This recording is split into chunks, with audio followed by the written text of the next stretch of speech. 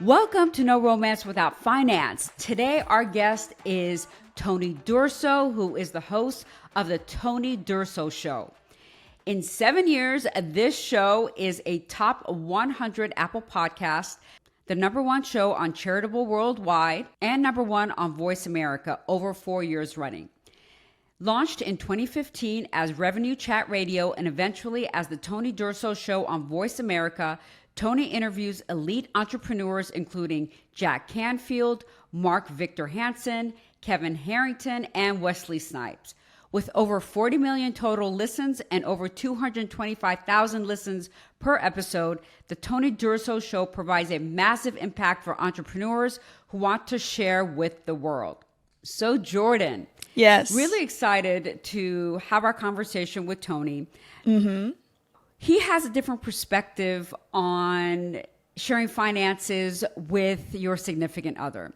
Is that so? Tony, yes, Tony cannot fathom the thought of not sharing all your finances with your significant other. He's just like, why would you ever do it another way? And he is one of the kindest, most generous people I know. And I really wanted to have him on so we could get a different perspective on that. Right. So yeah, he has always shared everything with his wife, all their finances, and he thinks, two are better than one. So what do you think about that? That's very interesting.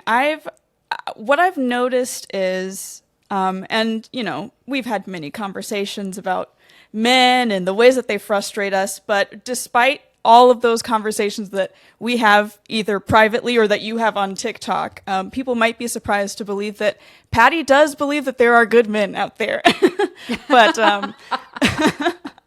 yes, I do. And I also believe that is the case. And, with someone like Tony, I even more so believe that's the case. And usually what happens is men who are genuinely good people, right? They have a hard time believing that someone would have the desire to harm another person, let alone the woman that they're with, right? The woman that they're in a relationship with, that they're in a long-term relationship with, a marriage even that they have kids with. So, sometimes it's kind of interesting to listen to the ideas of, men who genuinely, out of the goodness of their heart, are just like, well, I'll share, my finances with my partner, and why shouldn't I? I have no intention of financially abusing her. I would never want that to be the case. So why shouldn't we join our finances? Right. Or even, anything, right? Not necessarily finances, but just, abuse things in general, verbal abuse or right. physical abuse or what have you. It really is hard to imagine for someone who is who didn't even consider that to be an option, right? Like that's not even in the fabric of their being. So it's very interesting to hear the different ideas. Right, and I can't wait to really hear his perspective because he is such a great person, and I think it's important to hear another side because there are good men out there, and there are men like Tony who would give everything to their wives if they could, right? But I don't necessarily think that's the norm. Right. And unfortunately, and I think that you put yourself you're really risking yourself by doing that. But yeah, let's get into the conversation and see where it goes. Yeah, I'm very excited to hear. All right, let's do it. Hi, Tony. Welcome to the show. Hi, Patty. Thank you so much for having me on No Romance Without Finance. I hope I can give a few tidbits to the audience, and I hope I don't get in trouble. Well, I am so happy to have you on because I think the world of you. First of all, you are such a successful and incredible podcaster. I remember that I was fortunate enough to be on your podcast a few years ago. And I remember thinking, wow, this guy is incredible. And back then, you hadn't reached the level of success that you had reached now. I mean, you were successful back then still, but like your podcast has just blown up. And I remember thinking, this guy is just going to explode. And the reason I knew that is because you were so great at connecting with me. you were so great and interested in what I had to say and was really into listening to me and then just having a conversation with me versus, just these other podcasts that I'd gone on, and not to knock them, but, just these like canned questions that they had. They would ask these one question after another after another. And with you, it was just a conversation. So I just loved our conversation. I think the world of you. And I am so, so grateful that you came on our podcast. Thank you again, Patty. And it's absolutely amazing for those that may be seeing the video clip. We're wearing the same color. How does that happen? We are both wearing like this aqua blue shirts. Great minds think alike. See, we're How connected. how connected we are. Well, thank you. Thank you again. And it's a lot of hard work, as you know. Nothing happens like you don't, fall out of bed, however the phrase goes, or fall off a Right. log or whatever. It's a lot of hard work and perseverance. And when you're like climbing a mountain, you don't know how far you've gone sometimes because you're focused on the peak. And I don't look at how much my show has grown because I'm still going Yes, up. you are. And let's touch on that a little bit because while this show is called No Romance Without Finance, it's about empowering women and people really to be the best versions of themselves. And I really want to talk about in the beginning how you started your podcast and what do you think are the few key reasons that you've become so successful in your podcast?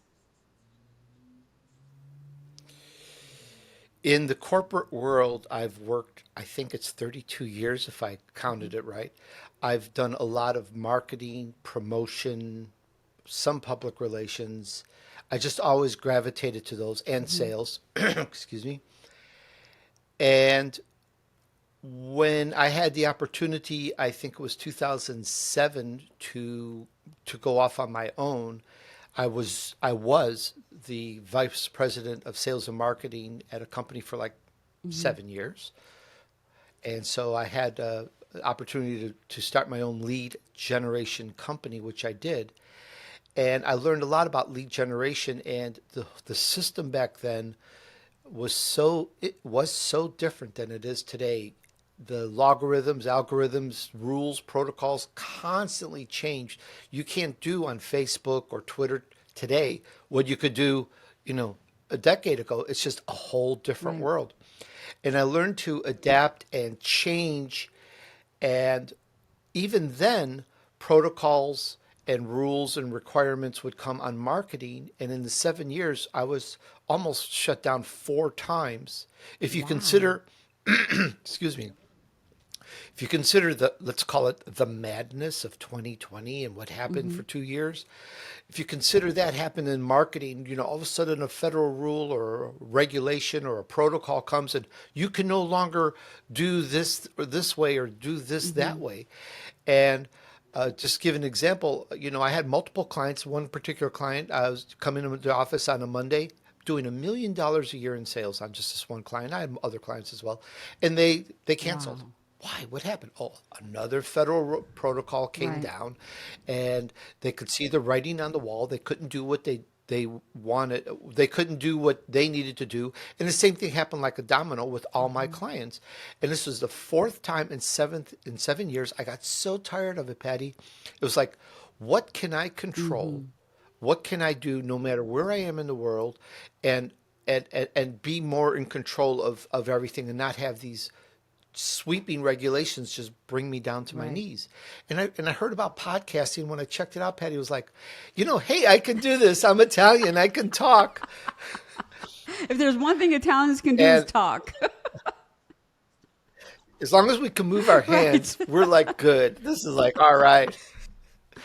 And so I started podcasting, and I didn't know jack from rain from shine, whatever the phrases go.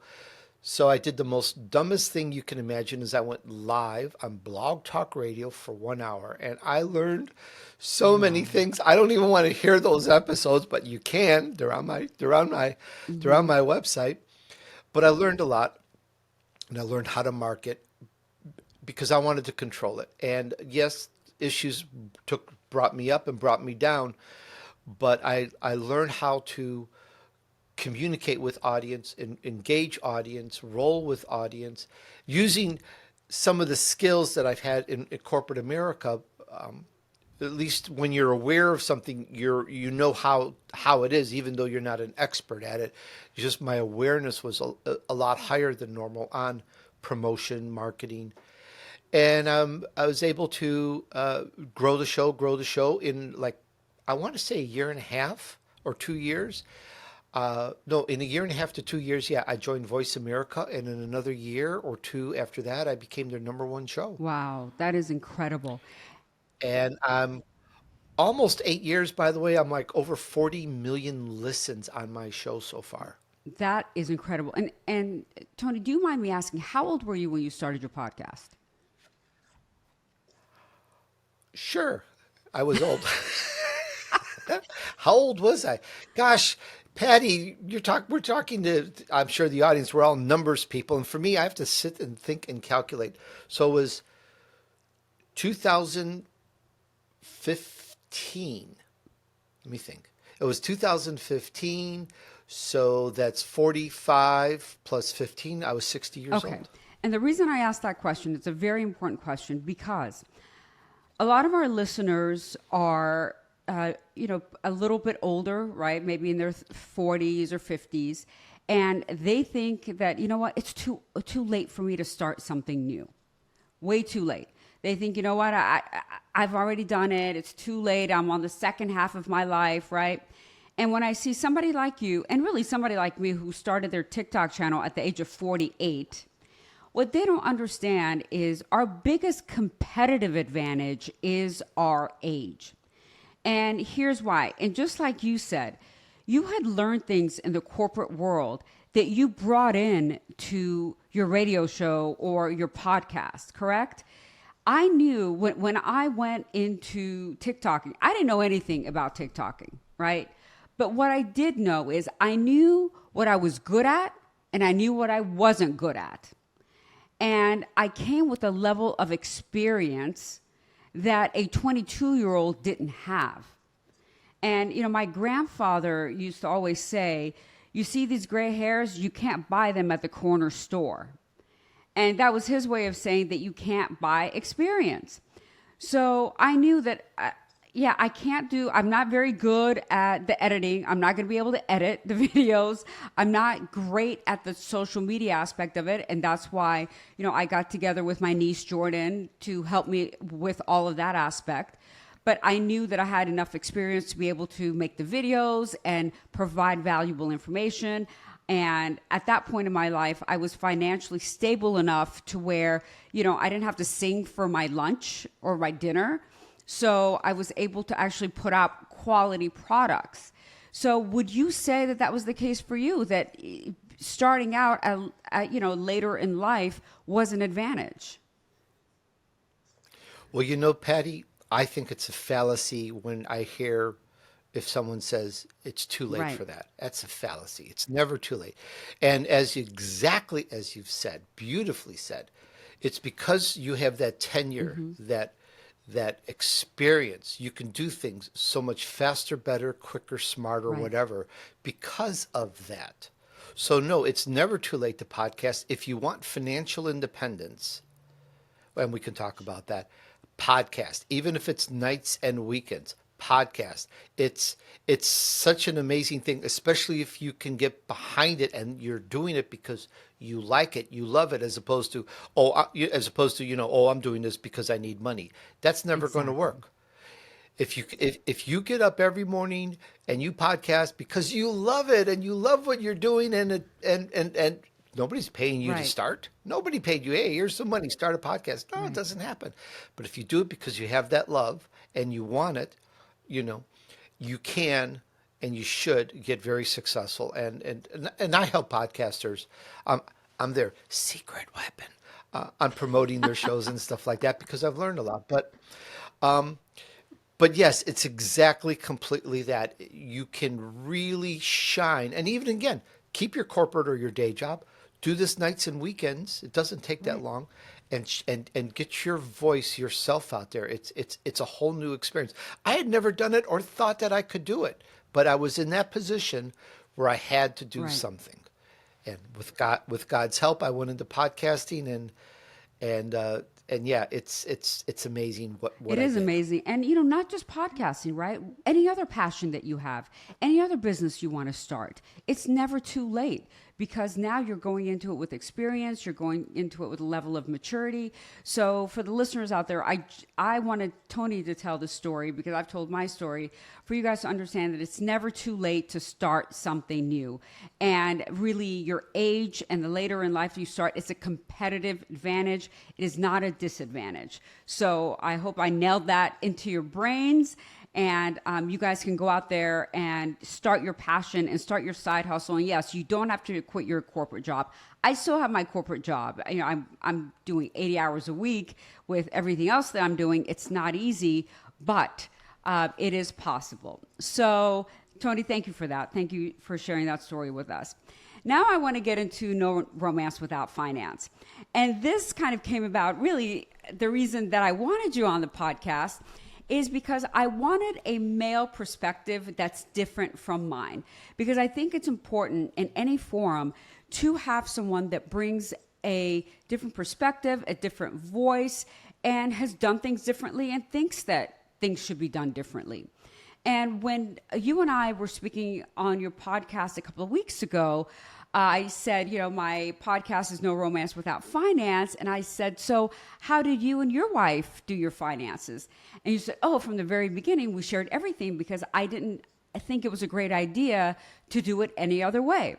So, for me, my premise is that everyone should be financially independent. Now, I do think that you can share in the expenses of the home. Like you can have a joint account where everyone contributes from their own bank account into the expenses of the home. So whether it's for the groceries, bills, or if you're having a joint savings account, if you want to buy a house, you can contribute to that. But everyone should also have a separate account. And you didn't do it that way. And I think you said that you and your wife merged all your expenses. So I'm not going to tell your story. So why don't you get into that and tell me how you did it and why you think that was the better way of doing it? Sure. And full disclaimer, to me, it is an anomaly that anybody would separate their finances. It doesn't make sense. I've heard of it before. It could be how every single person in the world does it besides me. I don't talk to people about how do you do your Right. finances. But when I hear it once in a while, I'm like, what? Why would you have separate finances? Why are you getting married? And again, I don't want to get in trouble, but it's like when you get married, in fact, we were sharing our finances, if I'm not mistaken, when we were engaged. I've been with my wife for 30 years for you in the Wow, she must audience. be a saint. And I have a 2 and 2 rule. It's very simple. You date for 2 years, and then you get engaged for two Wow. years. And if you're still very happy with each other and everything's great, Where did get you get that married. rule from, Tony? Otherwise, what, it Makes just made sense to me sense. too. I love it. It was just a no-brainer. It was just a no-brainer, and it kind of just worked that way. It's not like I created this rule at the beginning, but it was like it just happened to be. We dated for 2 years, and I thought, this is really good. This is, the lady, the woman I want to have my future with. I proposed. I said, let's get married. She accepted, and then for 2 years, and I've never told anyone this, but the reason it was 2 years before we got married is it took 2 years to pick out everything for the Wow. wedding. We did everything together. We did cake testing ad nauseum. We checked the venues where you get your where you do your reception. We checked churches. We checked pastors. We checked everything down to the little cameras that we put on the desk on the tables and the arrangements. And it took 2 years to do that. Wow. Wow. And after that, we still wanted to get married. You're like, if we can get through this without killing each other, it's meant to be. And and somewhere along that line, we had our finances together. It's like we put on we financed, not financed, it's not the right word. We paid cash for everything that we did. Everything. And at the very, very end, it was back then, I'm talking 1996, you would consider, if you saw the video and the pictures, people call it a Cinderella wedding. To me, it was just the way it's done. And my in-laws helped with a little bit. They covered the hall or whatever, which was really, really needed. But everything was paid for, was done. We didn't go in debt or anything. It was just Amazing. which is the way I like to run my life, is always have everything paid. That is great. So as a result of putting that together, I think this answers the question. We put our finances together. How are you going to do this and pull this off without having access to all of your resources? Okay, so let me tell you how you would do it. How about this? So did she work? I guess that's my first question. When we met, she had just around that time finished school and got a job where she's worked for about 30 years, and she's been retired for a few years now. And she worked, and so we had her income, we had my income. I was in the corporate, what do you call it, the C-suite level. So we were okay. It wasn't, I would never say I was rich, but we were okay, and we were able to, if we needed something back then, if we needed something that cost 25 or $50 or whatever, it was like, I'm talking about the money back then, how it was like, okay, just buy it. So, and we planned, we needed this, and these people, the flour needs $2,000 down. Okay, well, we'll do that in a couple months. And we just worked everything through so that everything was worked out. But yes, she worked, I worked, and we started pulling our money right away. Okay, so do you think it would have been possible to do if you had your account and she had her own account, and then you guys had a joint account where you're like, okay, we need money for the flowers, and then you guys just contributed that money to that joint account? Do you think it would have been possible? What flaw do you see in that? And I'm really interested in knowing if you see a flaw in doing it that way. Well, to me, it's like, why? Why would you do that? Aren't you getting married? I mean, aren't you going to work together towards a future with, and goals and vacations and buy a house and do things? And it's like, were you going to do it with your money? Well, then why get married? It just doesn't make sense in my brain. Right. And that's why I was kind of teasing, oh, I hope I don't get in trouble, because it's like, why would I want to do that? Doing something like that, in my view, and again, I don't mean to be offensive, but you're already separating yourselves. But in a marriage, you're creating your relationship, you're creating your life, you're creating everything together. You're not separate. You're together. You're separate individual people. And what I did, because I recognized that from just being astute, and really I'm nobody special, but I insisted when we got married that my wife keep her last name. And sometimes Oh, people you don't even know did? we're married, but I like it that way. I insisted. I did not want her to take my name. I wanted her to have her last name and be like, she's that person. Why would I change her name? Now I'm just saying this in Very hindsight. interesting. Back then it was like, why would you change your name? It's like, now you're somebody different. No, you're the person I'm dating and getting married to. I want you to keep your last name. And yeah, with some people like, God, you guys are married? Yeah, oh yeah, 30 years. Like, what? And I think that's one of it. And that's because I think, and I could be wrong, I don't understand that people keep their finances separate. So you're talking to some guy, you may as well consider I lived in a cave, and I'm coming out to this world going, what? What are you doing? But but when I wanted to keep the relationships separate, so I thought, have her keep her last name. It always helps her keep her identity, but all the finances and everything together, so that we plan out trips and road trips and travel the world, and it was always, you need access to all the finances to do that. We bought a house, we bought multiple houses, we bought cars, we bought multiple cars. We did all sorts of stuff, but you need that all together. Right. And and I want to say very, very clearly, and I know this is going to sound weird, but in the 30 odd years we've been together, my wife always would say, "Oh, I want to buy this," or "I like this." All she had to say out of her mouth was, "Oh, I really like that painting," or "Wow, I really like that bric-a-brac," or "Wow, those are really cool shoes." That's all she had to say. I would buy it. 100%. In 30 years, I said no once. And I still almost kind of regret it, because it was like, she works. At that time we were living in a house worth $1.5 million on a golf course. My monthly budget was like $10,000 to $12,000 a month. And another change in the industry, it seems to happen. Right. Another change in the industry happened, and it was all crumbling. And I could see it. And even $100, she wanted to buy something to hang on the wall in the bathroom for $100. And I said, no. And it was like, it's the weirdest thing for me to say no to her. I always give her what she wants, and she knows that.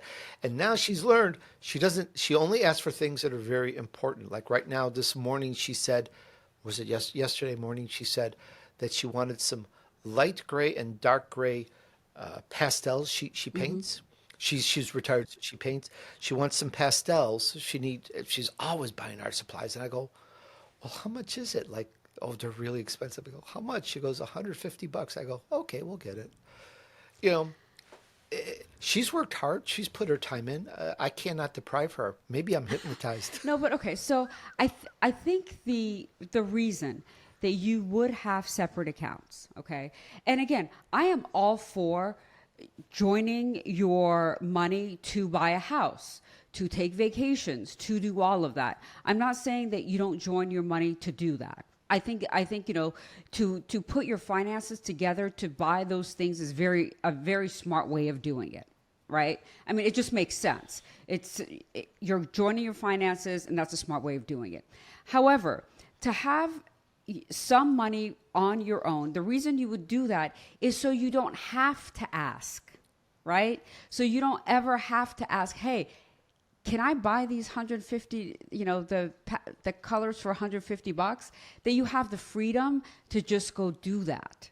See, that's what I want you to think about, Tony, is that, it's so interesting that her last name to you was important for her to keep, because that was such part of her identity. And I love you for that. I think that's such forward thinking. And not to say that the way that you're thinking is backward. I'm not judging it in any way, but I think just the fact that you want to keep her last name is really great, because that is part of her identity, right? But one of the issues that I have with joining everything when you're married is that this notion came from the idea that women were the property of the man once they got married. And that is why they changed their last name. And the reason all the finances became one is because women couldn't work. They couldn't even open a bank account.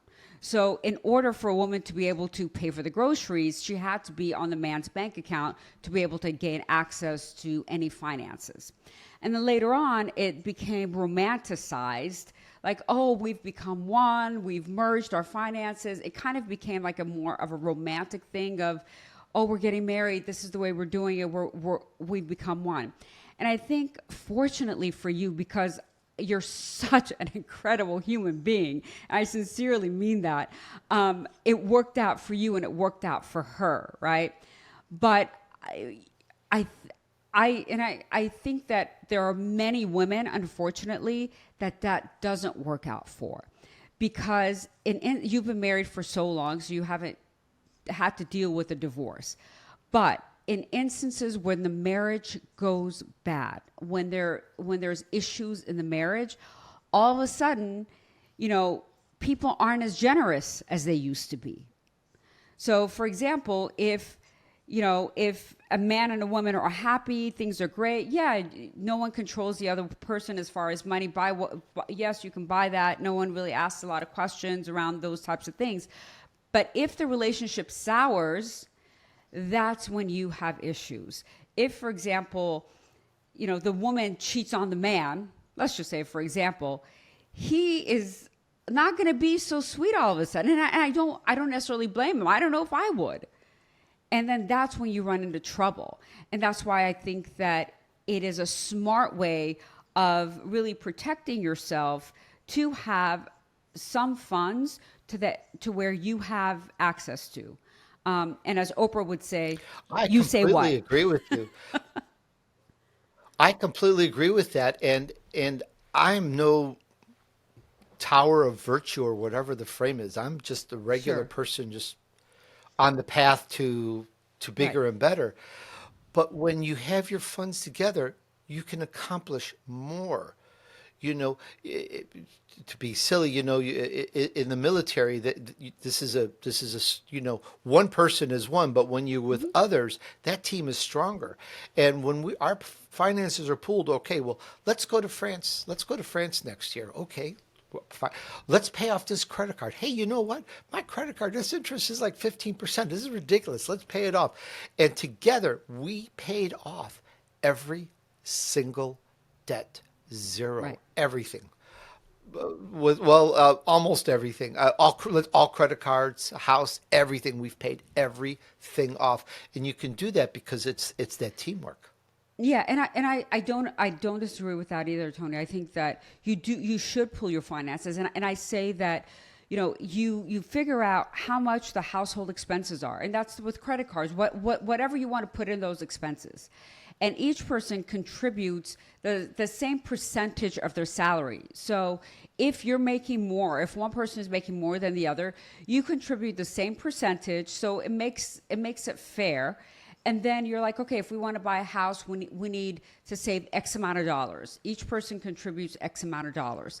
But then you also have, some money on the side for maybe your play money. So that, if I want to buy some shoes, I don't necessarily have to be like, oh yeah, can I buy some shoes? Or what do you think about me buying shoes? Do you feel that that's a level of independence that you would feel uncomfortable with? Or do you think that that's weird in a marriage if someone just has an account and goes buy some shoes with it? If there's enough money, Okay, it's fine. It's all a matter of how much money you have to do sure. everything. In fact, my wife has tried it. There was a time years back. It was like, oh, I think I'm going to be short, like on the Right. mortgage. Oh, where am I going to come? And then she had some cash. She goes, I've been taking money out of my wallet and putting it here, and or I need a new microphone. Oh my gosh, my microphone broke. I'm trying to remember some of the stories. Oh, I need $100, but I need this for this and this for this. Oh, here's money from my wallet. So she's tried it a few times and it's never worked because we've always wound up needing Right. things, and by just uh, but if there was excess money, who Right. cares? So I think it matters. If there's enough money, then it Right. doesn't matter. Okay. So yeah, I mean, I knew that we wouldn't necessarily disagree on this because you really are a smart, open-minded person. And this is why I wanted this dialogue, because I think it's so important for people to understand that um, not everyone has to be on the same page and see everything exactly the same way. And you can be a rational human being and have, an intellectual, smart conversation about things and feel like, you do what works best for you and see the other person's perspective. And I certainly see your perspective. And I think that you see mine. And I appreciate that about you. So another thing I want to talk about, since you speak with a lot of entrepreneurs that have been successful in their careers, correct, Tony? Yes. Yes. I interview the people I interview, I call elite entrepreneurs, people who've made it at the top of their Yes. category.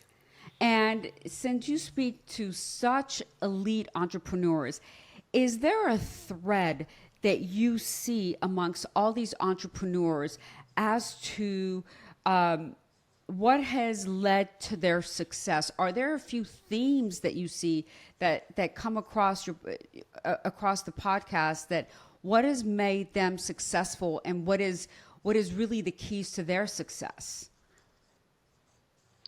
There's one theme. Okay. Just oh my gosh. one. Okay. Every single person I have interviewed, maybe with the exception of one, maybe two, literally, every single person had to work for what they got. Two people had everything from their parents. They had everything they needed, and they just kind of walked into a successful life. But still, the same thread ran through them. And I'm going to explain that.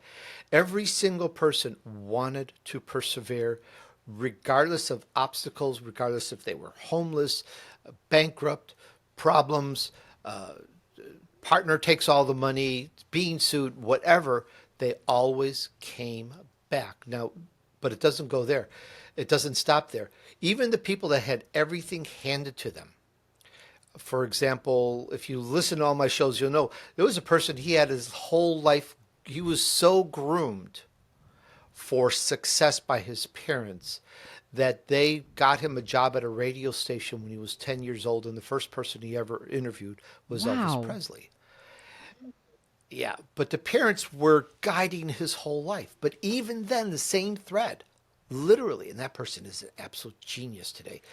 The thread is that they wanted to survive. They wanted to endeavor. Is that the right way to say it? They wanted to really make something of themselves. So whether everything is handed to you or everything is taken away from you, it doesn't matter. What matters is that you want and you see, hey, I want to go here. I want to reach here. I want to reach there. Or for me, I just want people to listen to my show or more, or listen to more shows, or, and just grow, I didn't really have numbers. Oh, let's go do 40 million in 8 years. No, I just get more people to listen and like the show, but it's a perseverance. And I think I mentioned this early somewhere in our conversation of you keep climbing, and you said you were very sweet and very nice, and I appreciate it. Tony, you've done so much in your day, and you've done so much. And I said, my answer was, I'm climbing this mountain. I'm not looking down. It may look like I've gone a big distance, but I'm looking up and the top is still up there, and I'm continuing to persevere. And that's the thread with every single one of the elite entrepreneurs, including you yourself, is that you want to be successful. And that's why you have a podcast and you have all these things going on, is because you're still reaching. You haven't hit the top yet. And that's the type of person I love to interview. And that's the thread is you don't sit on your laurels and sit on the couch and watch TV or Netflix Right. for the rest of your life. You're up and you're doing something. Right. That is so important, Tony. And that's one thing people don't understand.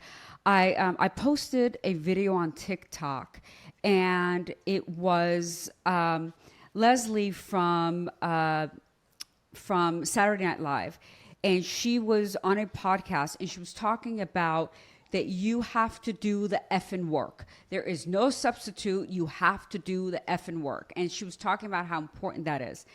And I got a comment on that video saying, but why does it have to be so hard? Why do we always have to work so hard for success? And it was like, well, because if it weren't hard, everybody would be successful, and then it wouldn't even be success. Like if everyone's successful, then there's no delineation between people, right? What sets people apart is the level of work that you put into it, which puts you at a level of success, differentiates you from other people. And not everybody is willing to put in that time. Not everybody is willing to put in that effort. And one thing that most people confuse is talent with hard work and perseverance. Because I always say that work beats talent when talent doesn't work. I have known so many people, and I'm sure that you could attest to this. I have known so many people that have so much talent that and I see them wasted away because they don't work. My fiance is a musician. There's so many people that have so much more talent than he does as far as playing guitar goes, as like pure talent. But he is in his studio busting his ass every single day practicing. And those people are out there getting drunk. So unless you're willing to put in the time, talent doesn't matter. Would you agree with that? And is that a common theme that you see? That's exactly as what we're saying. It's that desire to persevere and be successful no matter what. It's what gets you up every day. It's that drive. And if you don't have that drive, then unfortunately, and I don't mean to be unkind because I help people who don't have a home and live on the streets. I do a lot for them, separate conversation. But some of those people, they're well enough Right. to work. Right. They're very well enough. They're 20, 30 years old, but they want to go do whatever they do and not work. It's the drive. That's the whole thing between them and you listening in the audience, is that you want to be successful and persevere. And yeah, it can be tough. Let me tell you, when you're going from 6 figures a year job, like I was in corporate America, to running your own company, to then being basically shut down 4 times in Right. 7 years. Let me tell you, that's Very. scary. That's really, really scary. But I didn't just lay down and disappear. I kept at it and kept at it and kept at it, trying to find the formula. And it just worked. I wound up, because I podcasted, I had a millionaire or a billionaire just about mentor me for a couple hours every single week for Wow. 8 years, almost 8 years. I'm 7.5 years or so right now. All that mentorship, all that experience, because you can always figure everything out, but it just takes so long. And when you get mentored, it goes a lot faster. And it actually, because I podcasted and brought on guests, it actually wound up giving me insights and mentoring me and making me realize how easy, how fast I could get to it. And every single one of my guests have helped me take the show to success. Very interesting how it all plays out. Right. And you know, when you said that you lost so many times, and that failure is what allows you to figure out the formula for success, right? Because without that failure, you don't think back and be like, hey, what could I do better? This is where that went wrong, correct? Absolutely. Yeah, because I remember when I was a prosecutor, when I would lose a case, when I would win, I'd be like, "Oh my gosh, I'm so great. I never thought about what I did wrong or how I could improve." It was on those cases that I lost that I thought, "Wait a minute, what did I do wrong? How can I do better?" And I reformulated to become better. So, and I think that's one thing that also people need to understand, that failure is such an important part of success, and you can't have success without failure. And I'd like to reiterate, when I started podcasting, Patty, I didn't know Jack. I didn't know Adam. I didn't know nothing. I just got on and started. And I made so many mistakes. I literally will not listen to my old shows because to me, they're like, ah! But I didn't sit there and go, oh my God, what a terrible show. Every single show, even to this day, gets better and better. And I'm not going to point out my flaws and mistakes. I Yeah. don't, because then once you see them, then you always see them. But I just keep trying to just get Yes. better. Yeah, and you know, I feel the same way when I see my first videos on TikTok. I'm like, "Oh my God, what a disaster. What was I doing?" It's just awful. So, Tony, thank you so much for coming on. It was such a pleasure to see you. You are just a wealth of information. Your energy is so infectious. You're such a great human. And I really thank the intellectual and the respectful conversation that we had around this, even though, we just have different perspectives, and you really, bringing on a different perspective. And, a lot of people may have the same perspective as you. And, I welcome, different ideas onto the podcast. So thank you for being on. We really appreciate it. Hopefully you can come back sometime and share some more information around, all the entrepreneurs and different successes and we can learn about all the things that you learn on your podcast. I would love to if you would ever have me on again. We talked about finance. We didn't talk about the romance, and we'll never talk about the romance, but there are things that lead up to it that lead to a happy life. And I have some things on how to that I believe are very successful in that relationship that I think would be very surprising, but it's a whole Oh my nother gosh, you know topic what? to That is a discuss. fantastic reason to have you back. I mean that. That is a fantastic reason to have you back. So we'll definitely have you back, Tony. Thank you so much for joining us. My pleasure. Thank you for having me on your show, Patty. I'm honored. Thank you so much to the listeners. This has been just so amazing having Tony on. Please make sure that you rate and follow the podcast. That is the only way that we keep this going. We are off, and until next time, never forget that a man is not a financial plan.